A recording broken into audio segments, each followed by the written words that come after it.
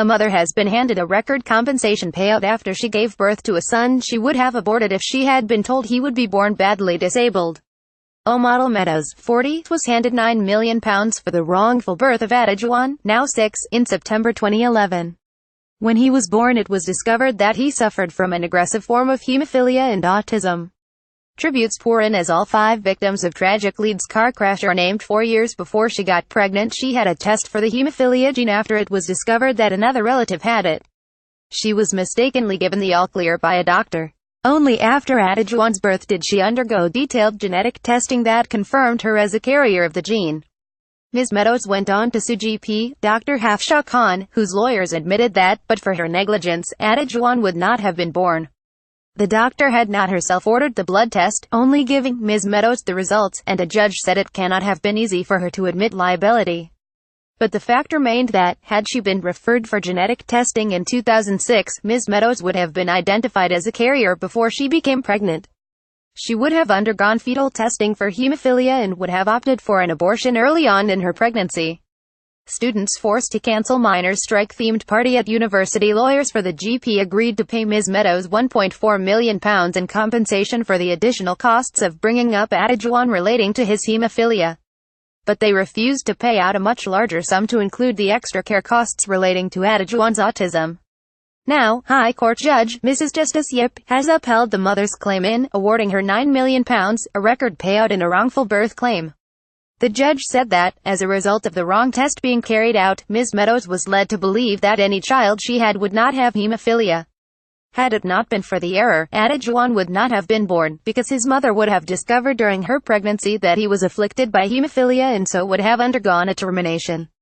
Ms. Meadows had been alerted to the risk that she might be carrying the haemophilia gene when her nephew was born with the condition, the court heard. The virulent strain of haemophilia afflicting the family caused repeated bleeds, and her nephew had to be constantly fed to prevent even minor injuries. The condition is further complicated in Adejuwon's case because his autism makes the haemophilia much more difficult to treat. The GP's lawyers argued Ms. Meadows was not entitled to compensation for the cost of bringing up an autistic child. The condition was not linked to the doctor's negligence, and it was merely bad luck that Adejuwon was afflicted by it.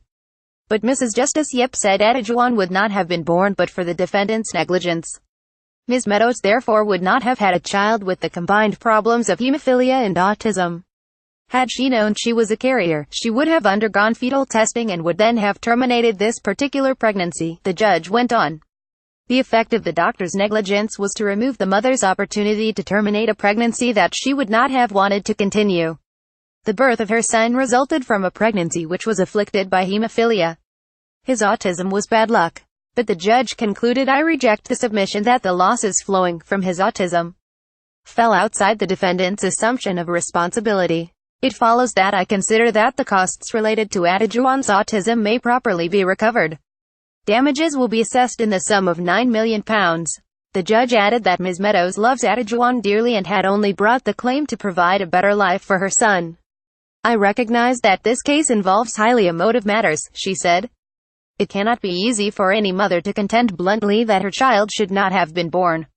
Her love for her son shone through from her written statements. She had specifically sought to avoid bringing a child with haemophilia into the world, knowing the suffering that condition causes.